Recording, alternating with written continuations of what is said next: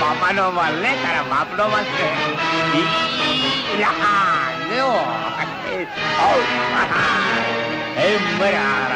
તારા બાપનો માલ બંદૂક ભાઈ.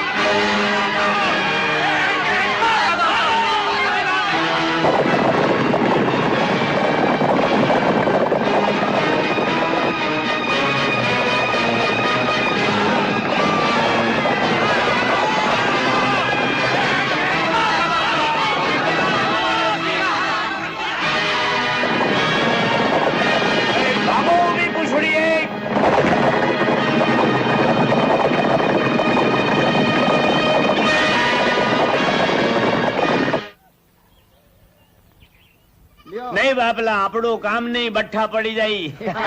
કેવું ગામ તમારું? હાજી, કેવું ગામ તમારું? ગામમાં તો જ્યાં રહી જાય ગામ.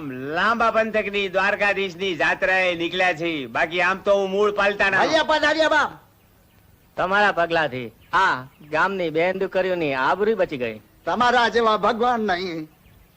અરે ભગવાન તો ઉપર વાળો બેઠો છે બાપલા. મનસુખભાઈ નગર શેઠ. અરે ભાઈ, ગરીબ માણસને નગર શેઠ ક્યાં બનાવી દો છો? અરે એમ નહીં, હા. તમને ને રાયધનભાઈ ને લક્ષ્મીદાસ શેઠે બોલાવ્યા છે. તો મોટા ઘરનું તેડું જવું પડે. આપણે રાયધનભાઈ ને લઈને જઈ. હા, રામ ચાલો, રામ ચાલો. રામ રામ રામ રામ. જો સાંભળ, એક વાત કહું. અમારા ગામમાં એક માણસ રે, હાલો બહુ ખાવજરો.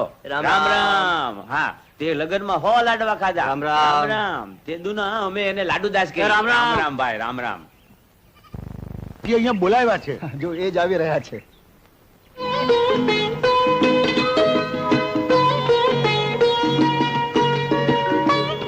રામ રામ નવજવાન. રામ રામ બાપા. રામ રામ. આવો આવો, બેહો બાપા, બેહો બેહો હાજી હાજી. બેહો. વાહ, આમ પહેલી વાર વર્ષો પછી ડફેરોએ પગ પાછા કર્યા. હા, આ તમારા પરાક્રમોથી આ હું ને મારો કોટોબા ગામ છોડીને જવાના હતા, પણ અટકી ગયા. વાહ વાહ.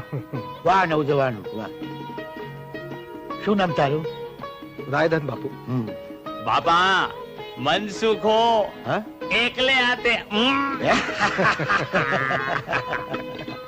તો આમ કઈ બાજુ?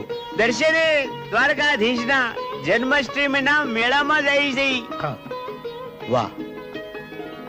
સંજોગો પણ કેવા મળતા આવે છે. કૃષ્ણે દ્રૌપદીની લાજ રાખી હતી, તેમ તમે ગામની માથે વીરતાની ચુંદડી ઓઢાડી ગામની લાજ રાખી. જે કઈ બન્યું છે એ ગામના સમથી બન્યું છે. એમાં મેં કઈ ના ના ના જુવાન, તારી પહેલને લીધે જ ગામવાસીઓએ પહેલી વાર આ ડફેરનો વીરતાપૂર્વક સામનો કર્યો છે. જી, આપના આ શબ્દો સાંભળ્યા પછી મારી છાતી પણ ગજ ફૂલે છે. જુવાન, આજથી 10 દિવસ પહેલા જ ડફેરોએ મારા દીકરાને બાણમાંથી છોડાવવા માટે મારી પાસેથી 10,000 રૂપિયા પડાવ્યા છે. 10,000 રૂપિયા? શું કરું ભાઈ, સંતાન કરતા સંપત્તિ થોડી મોંઘી છે. અરે પણ આ ગામનો રાજા છે કોણ? એ જ કઠણાઈ છે ને. અમારા ગામને સીમાડે 5 રજવાડાની હદ ભેગી થાય છે, એટલે રજવાડા વારંવાર અંદરો અંદર ઝઘડ્યા કરે અને પ્રજા બિચારી લૂંટાયા કરે. રામ રામ રામ.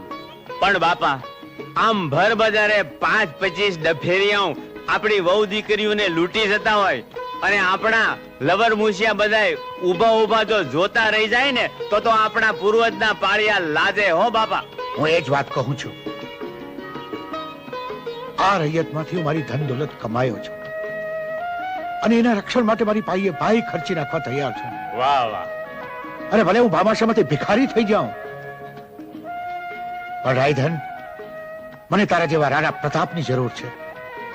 આ કાળમુખા ડફેરોને કાઢ અહીંયાથી.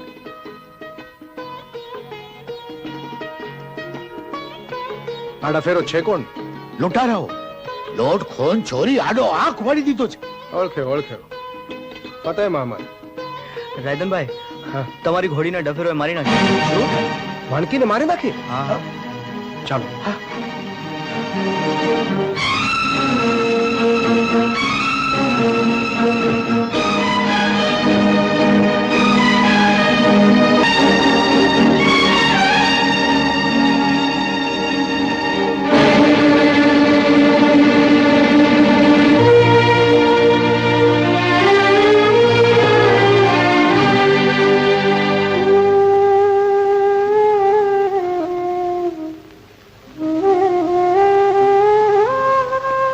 માણકી, મારી માણકી, માની ગોદેથી ઉતર્યા પછી તારી પીઠ પર જ હું મોટો થયો ને હજી તો જિંદગીનો કેટલોય પંથ કાપવાનો બાકી છે. માણકી બેટા, રાયધન દીકરા, આવડતા તો ઉપરવાળાના હાથમાં છે. બેટા, મર્યા પછીનો શોખ મૂકી દે. હા, માણકી પ્રત્યેનો તારો પ્રેમ હું જાણું છું, સમજુ છું બેટા, અને એટલે તો હંમેશા કૃષ્ણ સાથે ગાય પૂજાય છે. માણકી, તારો માર્તલ જ્યાં સુધી આ ધરતી ઉપર જીવતો હશે ને ત્યાં સુધી હું આ ગામના સીમાડા નહીં છોડું.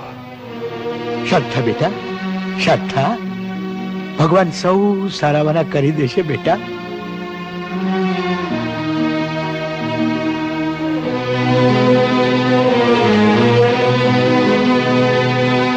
હા માણકી.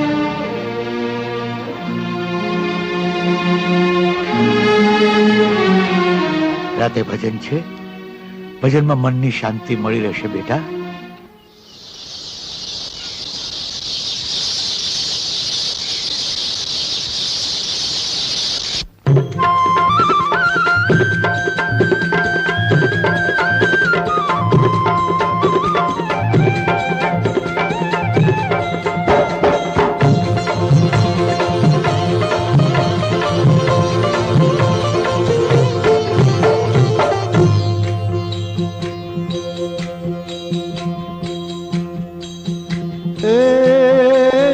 હલકા જાણવા હેઠે રે એ બાપલા કોઈ દી બેસીએ નહીં એવા હલકા જાણવા હેઠે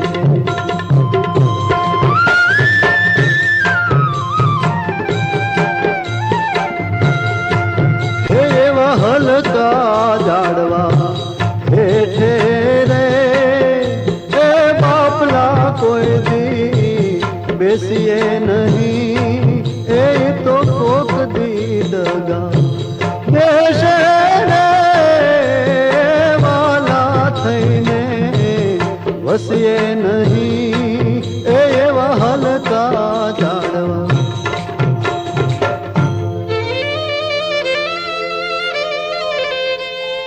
એ જી ઠુઠોડિયા ઠરડાઈ ગયા કે જેમાં ફૂલ કે ફોરમન હોય પાણી ન હોય પાવડું અરે એ તો સવ કોરા ધાકોર હોય એ તો મૂળમાંથી રે મરડાશે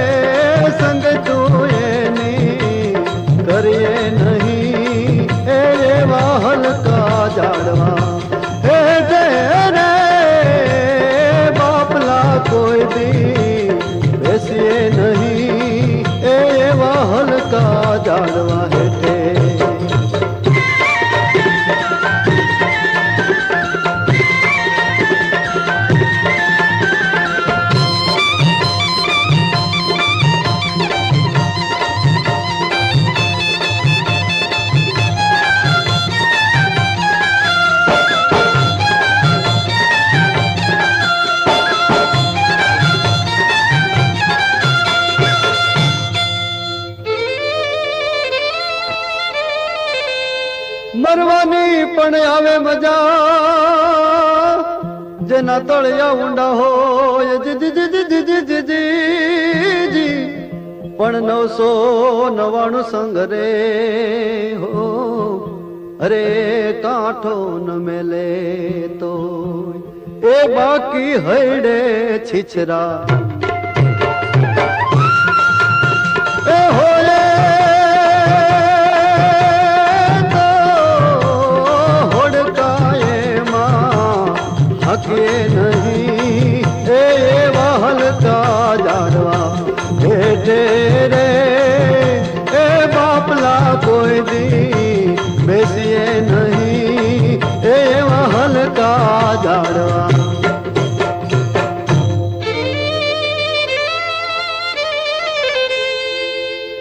વાતો પણ માકો કહે હે ના કરવા પડે ન કરા 10-20 ખેંચી દિયે ના હો અરે જોને ભરોસા નહીં તલભા એ તો મર્દો ના ઘા થમીએ રે કાયર ને કોઈ દી ઘર કરીએ નહીં એવા હલકા જાડવા હેઠે રે એ બાપલા કોઈ દી બેસીએ નહીં એવા હલકા જાડવા હેઠે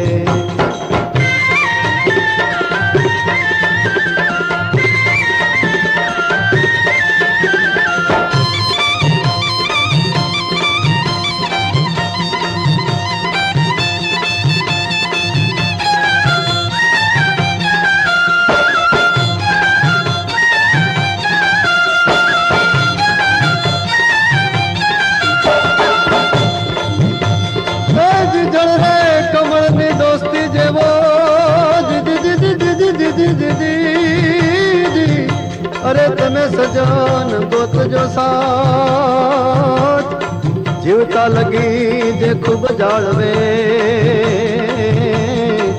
અરે જન્મ વારે લીએ સંગાત એવા દાદ રે એવાની સાથે કમોતે કોઈ દી મરીએ નહીં એવા હલકા જાડવા હેઠે રે બાપલા કોઈ દી બેસીએ નહીં એ તો કોક દી દગા દેશે રે વાલા થઈને બસીએ નહીં એવા હલકા હો એવા હલકા જાડવા હેઠે